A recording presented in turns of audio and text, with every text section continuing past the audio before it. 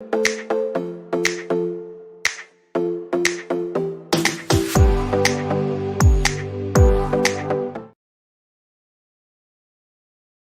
guys, welcome to the kitchen. It has been a toddler day, a true toddler day. Keegan fell asleep in the car, get home, Drew wasn't going to sleep. Keegan wakes up 2 minutes after I get Drew down, so I have had barely any time today. The house is a complete disaster. So if you see anything on the outskirts, that's what's happening. You get me, messy bun, or messy bun. Okay, talking. Am I contributing to talking today? Maybe. I don't know. I've been dealing with toddlers all day, so I'm pretty sure that has something to do with the fact that I'm talking without making much sense. So anyway, today I got a doozy for you. This is one of my favorites. I make this recipe a lot. I've had so much fun with it over the years, and I've changed it and modified it. I've learned of certain recipes and blends of flavors when I was in San Diego. And moving to Texas, it just changes some of the food that you put in it a little bit. So, hold on. We're gonna let her do her thing back through the door. So anyways, we have a bunch of stuff here ready to cook. I've got a couple of modifications for you guys because, as you know, this show is all about what you do when you have a recipe, you get everything out, and all of a sudden you don't have something, or you have to modify because you have a sensitivity to something in the recipe. So we're going to talk about those two things today as we cook. Oven is heating up. I was hoping to actually go out to the grill today, but they're putting in tile next door. So what that means is right next to our grill, effectively, because the grill's not far from the neighbor's house, is this big machine that is very loud that cuts tile. So the grill is not going to happen today, but I promise you, you will see it this time. So very first thing we need to do is get our fish ready to cook. I found cod. I actually prefer, in Texas, I prefer halibut, but we find cod a lot. Here's the deal with fish, you guys. It is just like grain-fed, grass-fed, all of that. With fish, you want wild caught. Here's why. There's still the overcrowding with the fish when they're farmed. So if you have to go farmed because of finances, because that's the only thing you can find based on where your proximity in the country or in the world, then that's what you have to do. Okay, just make sure to cook it well. That's it. That's my little PSA for you. In this case, I found wild caught. So here's the deal. I was going to go through and prep this for you guys before we got here. And truth be told, I have a lot of beginners watching us who haven't, or watching me, who haven't really cooked before. So I wanted to start from scratch. Normally this is something that I would do before we cook, but because you guys have not, some of you guys have not really cooked and you're kind of venturing into this realm recently, I wanted to start from scratch. So you pull it out. Some meat or some fishmongers are much better at cleaning than the others. This one did an okay job. There's still some that white stuff. There's still some slight skin, but if you look at the shape of this, we're going to cut it in the middle and use both sides and put it, you always put your fish skin down. So let me cut it. We'll get our pan ready and we'll put our fish in and then we'll go through marinade. Okay. As with anything, fish is like chicken. You want to make sure before you go from this to vegetables. And so, give me just one second. All right. Give me any fancy knife out. Like, there is a little tidbit right here on the tail, and I'm super picky. Thank you for going to Maryland because you get real picky about it. Fish is one of them. All right, so now here's the thing with this. We need to definitely put oil all over the thing. Need to put some marinade on it. Typically what I do is I literally grab this bowl, put the marinade in it, mix it all up, put the fish in the bowl. Let it sit there. I'm doing whatever I'm doing to prep for dinner, and the grill is heating, and then I put it on the grill. In this case, we're baking it, so I wanted to show you a little trick. It's called a fish pot, or I think now they're calling it a steam pot. Not quite sure. Also, goofy spot on my hand. Sorry, can't do it. Okay. I'm very particular about my fish, you guys. Like the way you handle it, the way you touch the fish and you touch other things, and it's a thing. So we had to get new foil.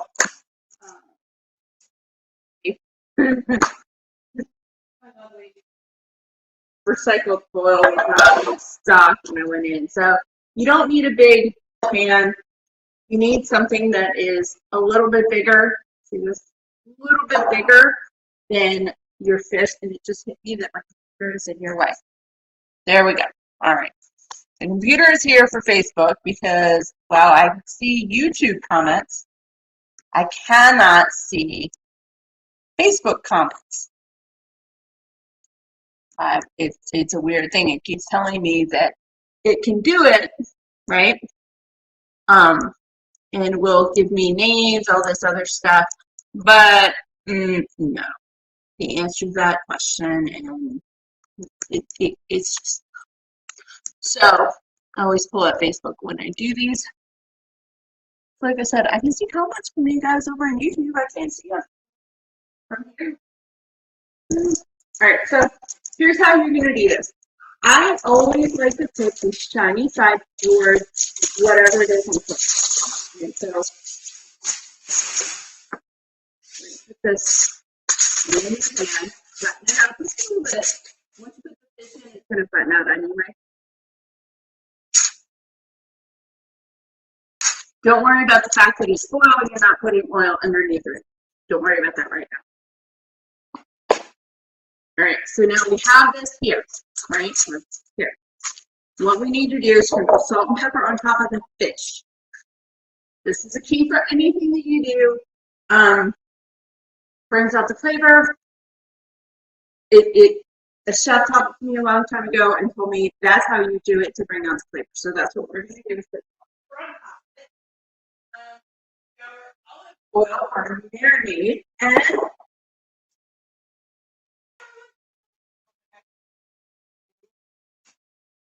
I think they're new. You're gonna have to tell me if they're not. But I found new tortillas today, and down here we actually get them fresh and made from certain grocery stores. Austin, you can find them anywhere freshly made. It's like a thing. These are so close to the border from the nuts and Dallas, not so much, but you can still find it, especially H-E-B tortillas. Any of y'all come to Texas, you need to have the H-E-B. All right.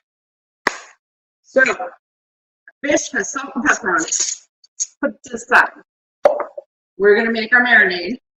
This is where I need to go back. I want to make sure I give you guys the ingredients because I tend to just throw things in and, I'm good with it, but that's not everybody watching. She's sparing me, but she just wanted that. All right, so 1 lime juice. Well, I don't have a lime. I have lime juice. 1 lime juice is about, like lemon, it's about it. That's it. So we're going to figure out how to open this. I bought this Delalo Eladio properly. I know how to speak Spanish, so say it properly. It's Italian, not Spanish, but the top is really cool. So, about a tablespoon. And no, I don't like to measure. If you're new here, I don't like to measure. Oh, if you're new here, my apologies for not introducing myself. My name is Bonnie Heiss. I am a holistic nutritionist. Cook. Like, love it. And one of the big things is making sure that the recipes I cook, my clients can eat. And for the most part, I have clients who have a lot of sensitivities and allergies. And you know, it's a thing. Okay. So here's the recipe. Go back to the introduction for a second. ADHD is on high alert today because of toddler. Okay, so I'm a holistic nutritionist. Yes, I love to cook. My big philosophy and the main philosophy of anything and everything I do is that health should be enjoyable and it should be easy. It's something we have to deal with our entire lives. Entire lives. We have to eat. We don't survive if we don't eat. So why not eat good stuff? And just because you have a food sensitivity does not mean you have to eat cardboard or crappy tasting stuff, especially now. There are so many of us in the world nowadays that have sensitivities, that have intolerances, that because the food system has been jacked up, now we have to deal with, you know, these issues because our human structure cannot metabolize and digest the components that make up the food that is provided. So I love to cook, but I'm a lazy cook. I like things quick, I like them easy, and I don't think that my clients should have to deal with difficult items, or should you have to deal with overwhelm. So it's part of the reason the Wild Cooking Show came about. And every time I sit down to make a recipe, even ones that I create myself, I inevitably forget something. It's happened multiple times before I just decided, you know what, I do this so often, we're going to make it part of the show. That if you go back, way back when I started doing videos for YouTube, you will see that I'm scrambling to get ingredients. And it's because I forgot something, you know, or because there wasn't something available. And rather than trying to make a meal and going, oh my God, this wasn't available, that wasn't available, I can't do it, we just modify. Because we got to modify things. So why not learn as we cook? So we're learning as we cook. All right, so we got our lime juice in here. We need honey, olive oil, and spicy. Now, I'm going to save the spicy. The recipe says red pepper flakes. I like spicy. My husband likes spicy. Yes, he ran out of red pepper flakes. So we're using a little cayenne pepper. But with the twins, I'm only going to put the red pepper on one of these fillets. I'm not putting it on both. We've already discovered that Keegan is not a fan of spice. So what I'm going to do is mix up the marinade, put it on here, and FYI, the lime juice, honey, olive oil, and red pepper flakes. And I believe the recipe is cumin. You mix all of those ingredients together, you actually have a basic marinade for poultry, for steak, for fish, that if you grill it, will pair with Asian recipes, Mediterranean recipes, Russian recipes, anything from Europe, anything from the States. So if you prep meat in advance, that is an excellent marinade. And just to repeat myself so that you get them all, lime juice, honey, olive oil, or whatever oil, a little bit of cumin, and if you want a little bit of spice, throw the red pepper flakes in. It literally makes a delicious animal product, so poultry, or I've used it with ribeyes, I've used it with ground beef. Yeah, it sounds funny to marinate your ground beef, but I have used it as I'm browning the meat. I'll throw those ingredients in, minus the oil, because ground beef has enough. But I'll throw all those ingredients in to flavor the meat. And now I can use that on any recipe whatsoever. It pairs so well with everything that it brings out the flavors of the other foods. So on my fish, it's no different. I have discovered, however, that with fish tacos, I do not like the cumin in it. It gives it a meaty flavor, and I don't think fish should have meaty flavor. So that's why in this recipe, the cumin is not present. Okay. So with olive oil, you really don't want that much. You want about 1/4 of a cup, and you know, with what we're doing, it's real. Oh, I'm on the wrong side. There we go. All right, the 1/4 cup. I love these by the way, if you can just sit it down, and this is an OXO one, but you can sit it down and you don't have to look at it. All right. Ooh, all right, honey. Doesn't look like honey, does it? It came from Hot Springs. It's blackberry honey. It is put a little bit of a different sweet on all my different dishes, so we're gonna try it today. Now, it calls for 1/4 cup of honey, and I know that sounds like a lot, but I average it out, and pretty much you get,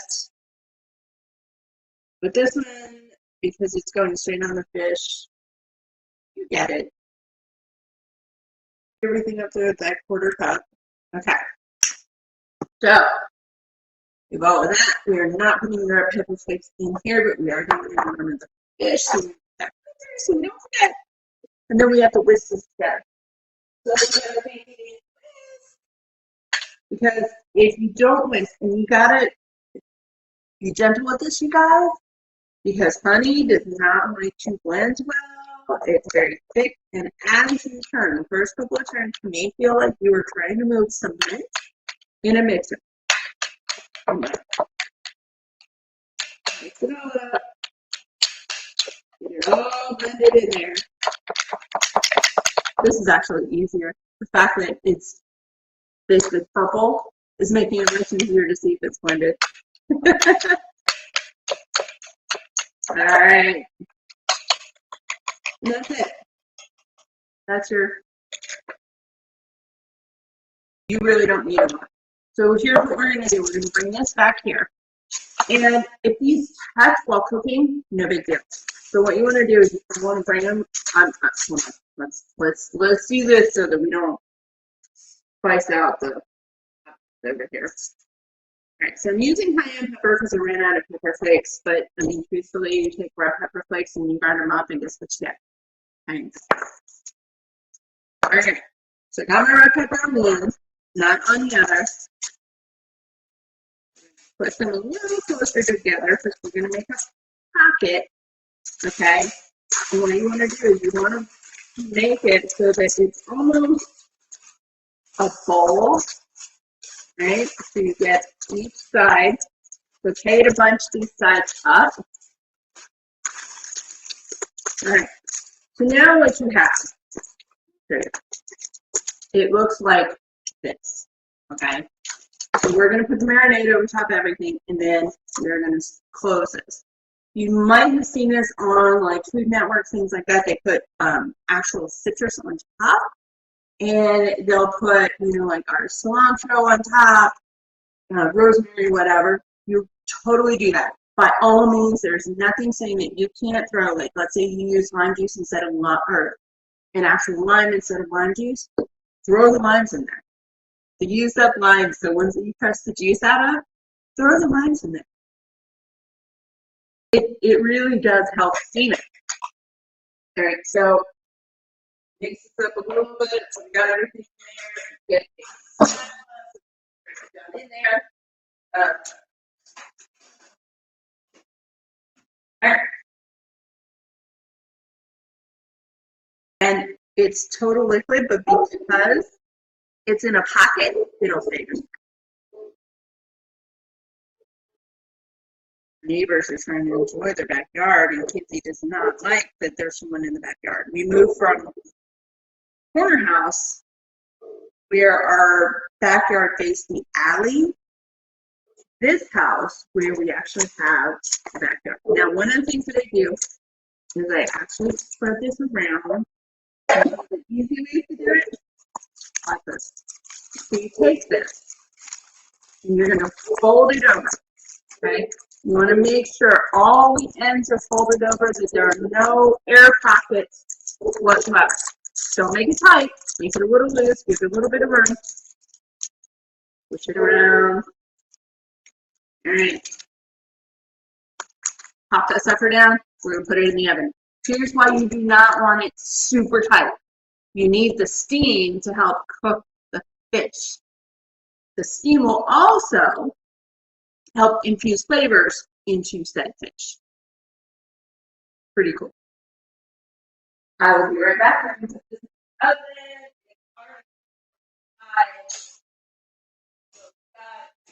About 15-20 minutes before that needs to come out with tons. It's 5:23. All right, so next step is dressing. And now we're going to make it in the.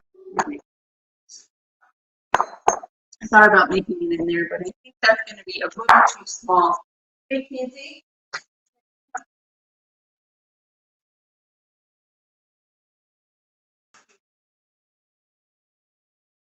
All right. So, dressing. Have you made dressing before? This is actually a pretty cool one. And I always like to look at the recipes that I tell you guys just to make sure I'm doing this correct based on what I say. Because what I do when I do this is I actually test it out and see how it comes out.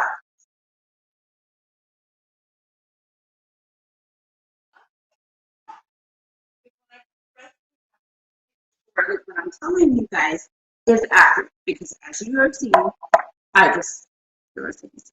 I don't know. Just throwing things in can be a problem. All right, so what we want for our dressing: garlic cloves, jalapenos, vinegar, olive oil.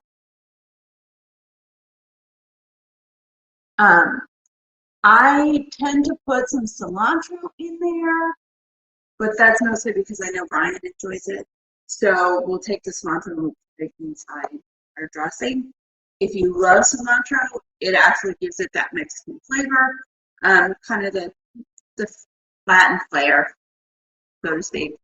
And I say Latin questionably because I think cilantro is Mexican, not Latin. So, correct me if I'm wrong. All right, so let's see. You need to make a dressing. Got it.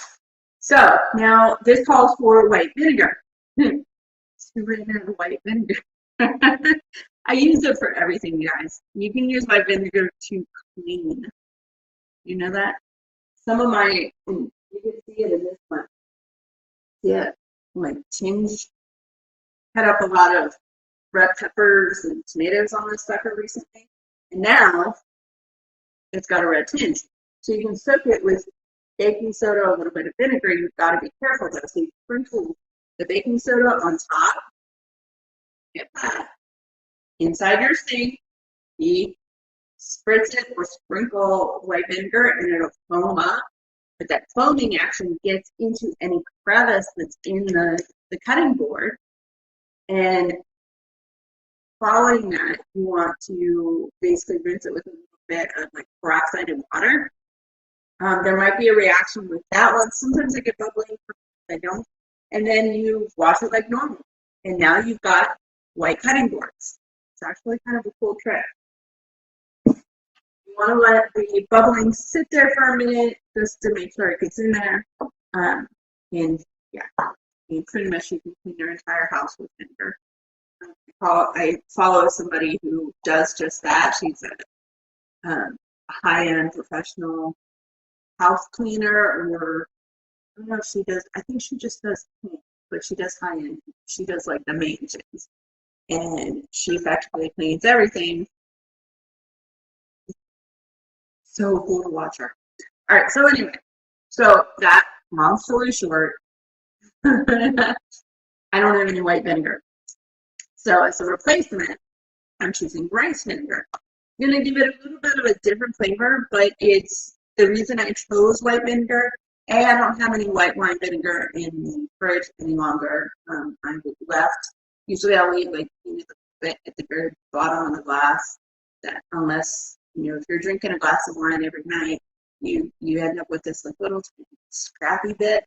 Or like if I'm having a girls' night, we end up with too much wine left over. I just collect everything in one bottle and make my own white wine vinegar or my own red wine vinegar. And the longer it sits, the more vinegary it gets. It's actually a pretty cool process of fermentation. And I use that as my white wine vinegar.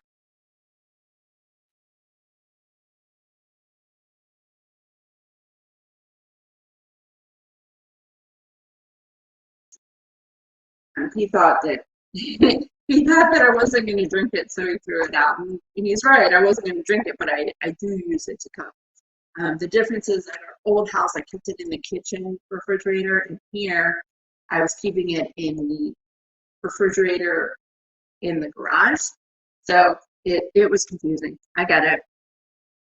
All right, so because we're using a different vinegar, it's going to give it a slightly different flavor, but really not that much.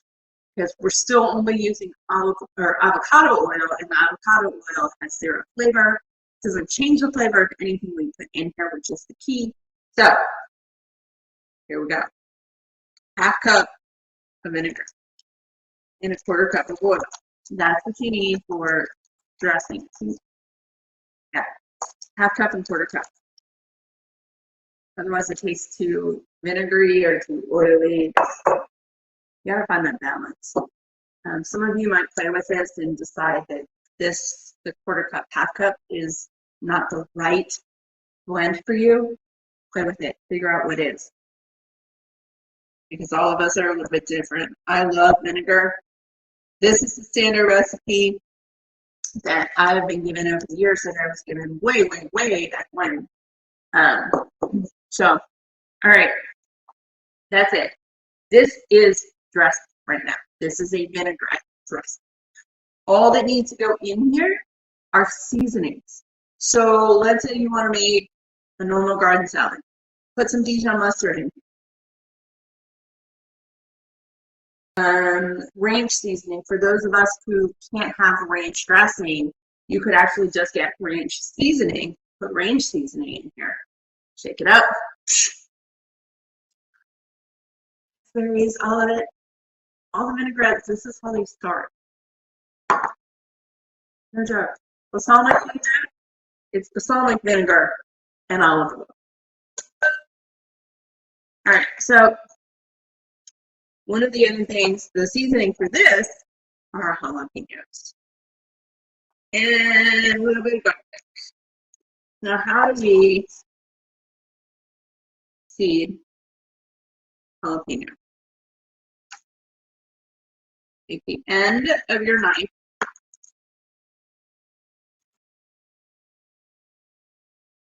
and, or get your hands dirty. Here's the deal with getting your hands dirty. Don't put your fingers in your eyes. And wash your hands very, very, very well. All right. I did not take my own advice one day and was doing a live like this, and my fingers near my eyes, and it was hilarious. I don't even know if it's still on the internet, but it was definitely a very funny moment, and I was not the only one laughing, so we're good. I thought it was hilarious. Okay, so the deal with jalapeno peppers, anything like that, the spicier ones, the spice, the kick up of the spice comes a lot of times from the seeds. So when I make this, I tend to not necessarily scoop out all the seeds, but I also don't go out of my way to put them all into it. Because while I can handle spice, and I love spicy food, can't handle it as spicy as I used to be able to. And that's the point. Ever since the boys, that's why I got pregnant, and all of a sudden I couldn't handle anything. Here. system goes, yeah, okay, not having that now. Not having that now. All right, so now I love this garlic trick. If you have been watching me, you have seen this before, but because maybe some of you may not have watched it.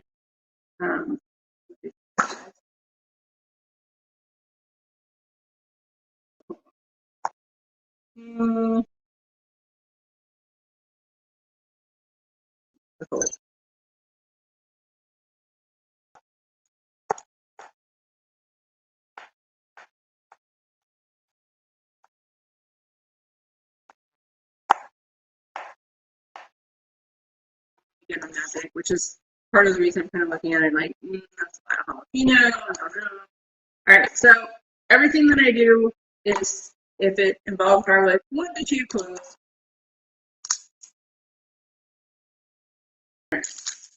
Filler garlic.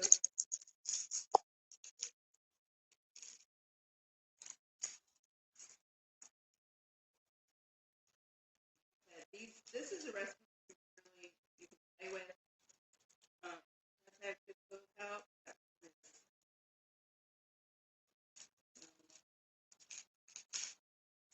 There. Okay, much better. All right. So, see me before. You see me do this. If you have not seen me do this before, watch. See how it's kind of curved? You're going to put it on its side so it's stable. See? Stable. You're going to rest your knife because you do not want to cut yourself. This end goes like that. You're going to hit this side.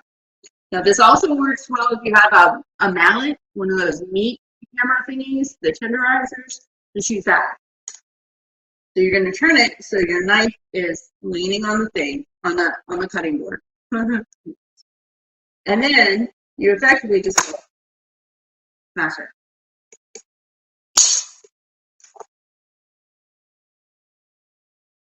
Smash garlic. We got that. We got a brown one. All right, there we go. And then what you can do is just kind of chop it.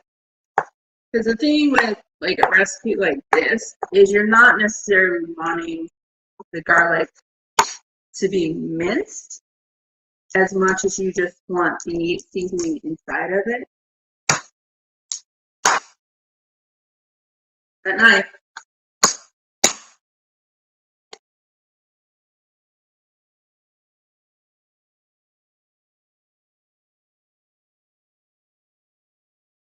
So Keegan has started to climb like through you guys. So far this week he has hurt his foot. So I think he did some damage to the toenail. Busted up his eye. Not on point in my eye because I was playing with my fingers. So we're in a little bit of trouble here. I think it's 2 climbers, not just one. So yeah. All right. So now we're going to put this in the trash. I'm going to wash my hands, and we're going to keep going. So this is our dressing for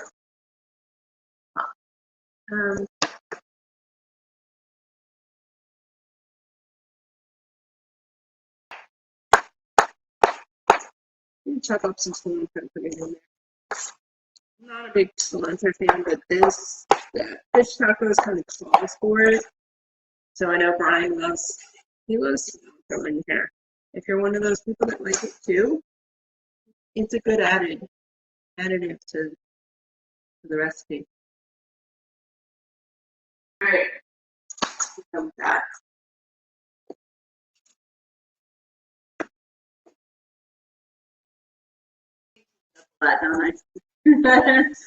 It's having options, it's having alternatives.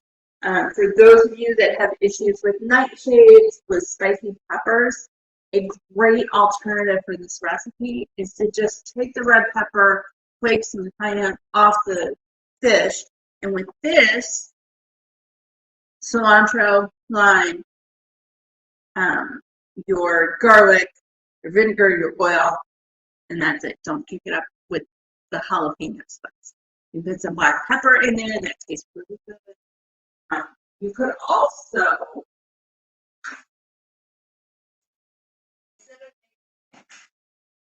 safety ones, you could actually make it where this dressing is more of a sweet tangy, kind of like a sweet and sour. And if you're one of the people out there that have issues with nightshades, great way to have fish tacos and not have to worry about the peppers in them. Tastes delicious. Some mango, a little bit of mango with a little bit of lime juice. Get that sour in there. Maybe a little grapefruit juice. Really get the sour in there. So all I was doing here is just mixing this up. Get those flavors in there. Salt in there. Not much. It's Himalayan salt. We've already put Himalayan salt on our fish, so we don't really want to put a lot here. But we do need it for the coleslaw. And one thing that I don't typically do is I don't typically buy a head of cabbage and shred it myself. I just don't normally buy conventional cabbage, but that was the only thing available, so that's what I got. Now we're not going to use all of this. And with this dressing, you don't necessarily need a lot. You want to put some on the cabbage so it'll soak in. And then that gives you extra to drizzle over it. And if you're someone that you don't want to make the tacos, that you want to make the take the fish and put it over a salad with the coleslaw and with the dressing, you've got dressing. All right. So here we go. So we're going to take half the package. Something different for the boys. All right. So here we go. We have a nice cabbage here. Yes, I get picky about my cabbage. I get picky about everything. Tend to toss things around like this because I want to make sure everything is crispy.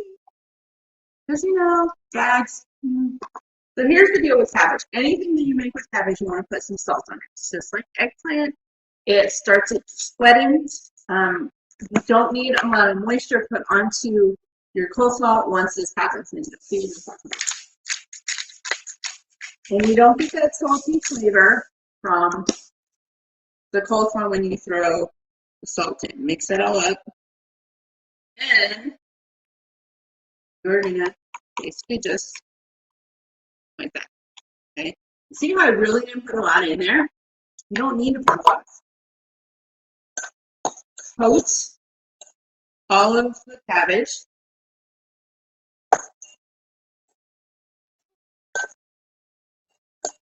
So now, fruit flies. Anybody else dealing with those suckers? They're not liking my vinegar over there. They're liking the vinegar over here, for sure. All right, so coleslaw, done. Boom. Off, and what time is it? Oh, you guess what? Check the fish. Time to check the fish. Cool. All right, so 5:20. Yep. You're good. Let's check this out.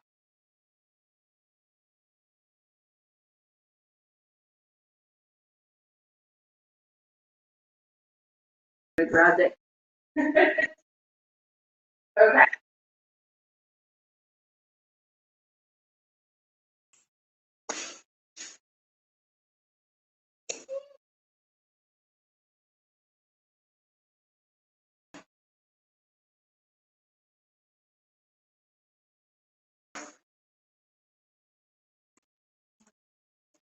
Nice. Like,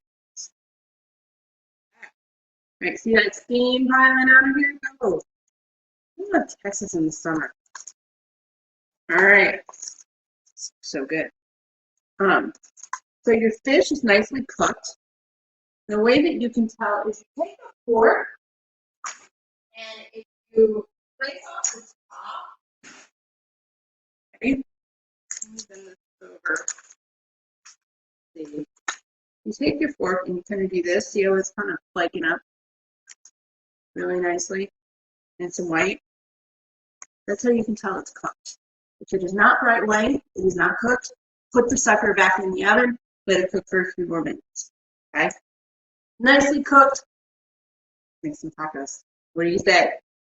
All right. So I'm going to put this over on the oven for just a minute. I found something really, really, really cool.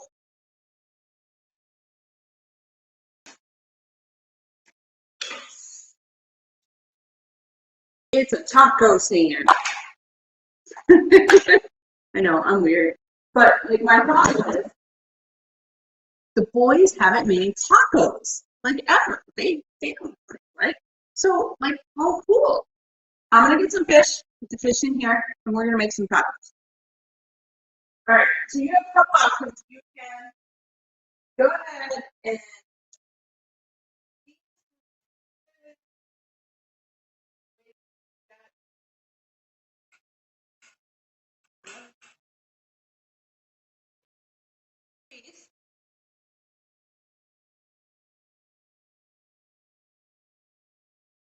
right? When they're wrapped in their towel or printed paper. And paper towels, clean, cheesecloth cut style kitchen towel works really well. You pop it in the microwave for a good minute and a half, 2 minutes. It's nicely steamed tortillas. It is beautiful. Today we are not going to do that. Also, pop these suckers so when we're on the grill, this is part of the reason I wanted to be out on the grill since we're not. I'm going to explain this to you. When you're on the grill, what you can do is when you turn it off and pull the fish off the grill, you take your tortillas and put them on the cooling racks. Now, be very careful because they keep cooking. So a lot of times what we do is we put them in a foil packet, or we have a rack for vegetables. We spray with a little oil, we put our tortillas in that, and then leave them for a minute or so, and then go get them, and they're perfectly heated. The joy of that is they actually have some of, especially if you put them in the area where the fish was cooked, they've got some of that flavoring in it, so it just enhances what you're putting inside the tortilla, if that makes sense. All right, so now at the very end of this recipe, we talk about tortilla cheese. Now, obviously, dairy allergy, we cannot do cojita cheese. I love cojita cheese. We can't do it. Obvious reasons. All right, so we have our taco maker. That's something else on it, or under it. Okay, so here's our taco mix. This is what I wanted to show you guys. I found these today, and yes, I can make my own tacos with tortillas. I haven't done it in years. Time-wise, it's just not gonna work. And this is all about having quick time. But look at this. And so it's 60 calories, 3 grams of net carbs. And it's whole wheat. They had a couple of different ones. I did not see if they had gluten-free. These obviously have gluten in them, but they had several of them there. So it's worth looking. And it's from Guerrero. I know I'm saying that like a white girl. I'm sorry. That double R gets me every time. All right, so here's what we're going to do. Put our tortillas in.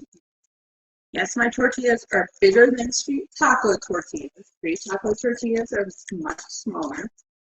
All right, so we're going to put them here, right? I just mixed it. I didn't bring the fish. So we have our fish.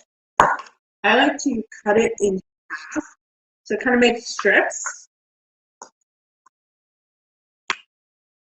There we go. Okay. Then all you do with this is you take half of it, put it in one. So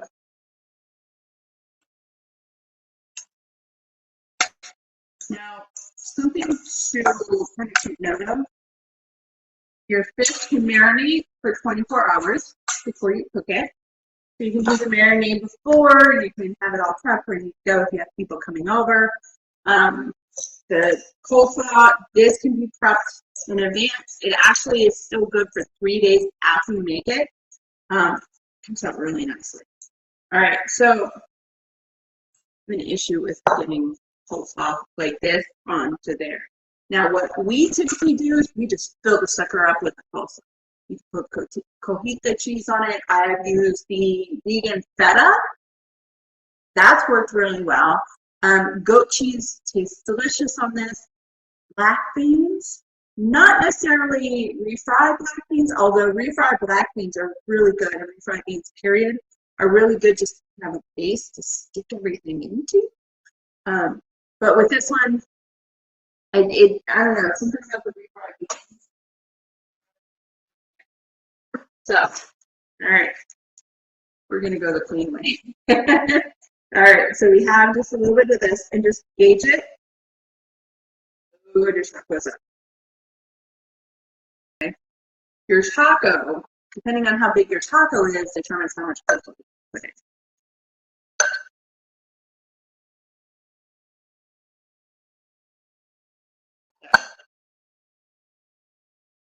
Fish tacos. All ready. And I'm a fancy little taco thingamabobber too. It's the little things, you guys. It really is. Sometimes in life, it's the little things. Go make your tacos. Have a great time. Do not stress over replacing ingredients. Sometimes you need to replace ingredients. And in this case, a number of the ingredients you could replace and swap out with others. It might make slight differences, but it will always be delicious. So enjoy, have a wonderful evening and weekend, and I will catch up with you next week. Bye, guys.